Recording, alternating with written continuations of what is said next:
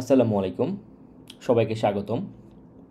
আজকে আমরা Beacon farmer technical এবং ফান্ডামেন্টাল ইনফরমেশনের উপর ভিত্তি করে এর বর্তমান অবস্থা যাচাই করার চেষ্টা করব। আমরা রিসেন্টলি দেখেছি বিকন ফার্মা Q3 পাবলিশ করেছে এবং সেখানে তার ইপিএস গত বছরের থেকে প্রায় 129% বৃদ্ধি পেয়েছে। হিস্টোরিক্যালি যদি আমরা দেখি, গত বছর থেকে অলরেডি ইপিএস 4 টাকা 10 পয়সা চলে আসছে, তাহলে প্রায় এখানে 1.5 টাকার মতো প্রাইস বেড়ে গিয়েছে। এবং রিসেন্ট যদি পাস্ট বছরগুলোতে এর ইপিএস দেখি, প্রিভিয়াস হাই ছিল 2022 সালে 4 টাকা। সো ইপিএসের কিন্তু ভালো একটা গ্রোথ আমরা এই বছর লক্ষ্য করতেছি। যদিও লাস্ট Q4 এখনও আসেনি, তবে ধারণা করা হচ্ছে ইপিএসের গ্রোথের উপর ভিত্তি করে বলা যায় যে Q4 আশা করি বিকন ফার্মার ভালো হবে। তাহলে আমরা যদি একটা ট্রেড প্ল্যান করি এই মোমেন্টে, যে Q3 যেহেতু দিয়েছে, ডিভিডেন্ড ডিক্লারেশনও হয়ে গিয়েছে, তাহলে Q3 থেকে Q4 এই মোমেন্টে তার টেকনিক্যাল চার্টের উপর ভিত্তি করে আমরা একটা ট্রেড প্ল্যান নেওয়ার চেষ্টা করে দেখি।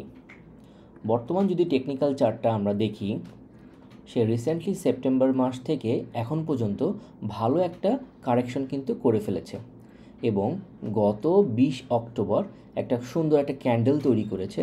যদিও ভলিউমটা এখানে খুব একটা বেশি না, আমরা সাধারণত ভলিউমটা 2x হলে বুঝতে পারি যে ভালো একটা এন্ট্রি পয়েন্ট, বাট তারপরও এটা বোঝা যাচ্ছে যে এখানে একটা ভালো সাপোর্ট জোন তৈরি করেছে।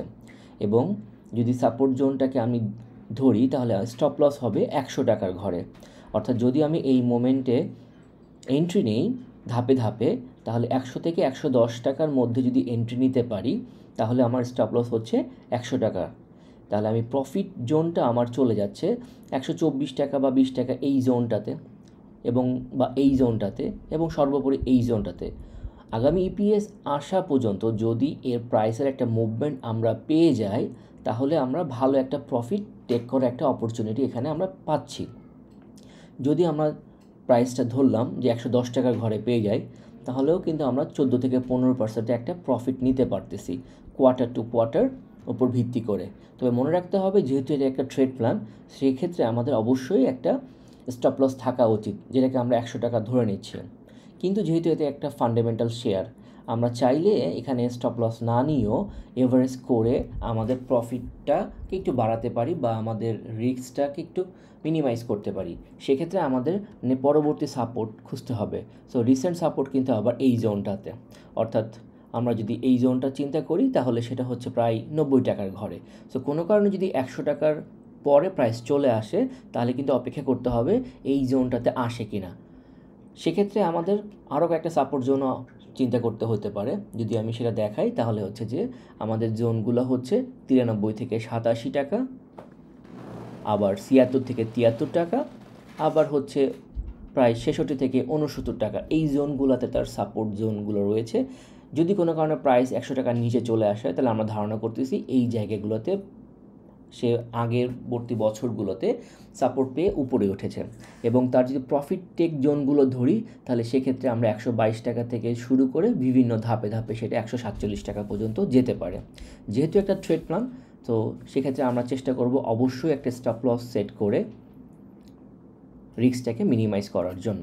কারণ আলটিমেটলি টেকনিক্যাল চার্ট হচ্ছে একটা প্রবাবিলিটি, প্রাইস অ্যাকশনের উপর ভিত্তি করে আসলে ডিসিশনটা নিতে হয়। যেহেতু ফান্ডামেন্টাল শেয়ার এবং হচ্ছে ফান্ডামেন্টালি আমরা দেখতেছি তার ইপিএসের গ্রোথটা যথেষ্ট ভালো আছে এই বছরে। সো সেক্ষেত্রে আমরা আশা করতে পারতেছি যে তার টেকনিক্যাল চার্টেও সে একটা মোটামুটি ভালো একটা আপ ট্রেন্ডে যদি যেতে পারে, তাহলে হচ্ছে আমাদের একটা প্রফিট আসবে। কিন্তু খেয়াল রাখতে হবে, যেহেতু আমরা ট্রেডটা করতেছি, এটা কিন্তু কাউন্টার ট্রেড, একটু রিস্কি ট্রেড। কাউন্টার ট্রেড আমরা কেন বলতেছি, যদি আপনি মান চার্টে খেয়াল করেন, আপনি কিন্তু দেখবেন এই শেয়ারটা কিন্তু অ্যাকচুয়ালি ডাউন ট্রেন্ডে আছে। অর্থাৎ সে কিন্তু এখন আসলে তার আপের মোমেন্টে নাই, অর্থাৎ সে এখান থেকে কিন্তু ডাউন ট্রেন্ডের দিকে আছে। সো ডাউন ট্রেন্ডে যদি আমরা কোনো আপসুইং ধরার চেষ্টা করি শর্ট টার্মে, সেটাকে আমরা বলি কাউন্টার ট্রেড, যেটা সবসময় রিস্কি। কিন্তু যদি আপনি মোমেন্টামের ক্ষেত্রে হচ্ছে যে এন্ট্রি নেন, তাহলে এটা অনেকটা রিস্ক কম থাকে। কিন্তু যেহেতু আমরা অনেকেই ট্রেড করে থাকি, সেক্ষেত্রে একেবারে বলতে পারি যে মিনিমাল ইনফরমেশন দিয়ে আপনি এইভাবে আপনার ট্রেড প্ল্যানটাকে সাজাতে পারেন। ধন্যবাদ সবাইকে।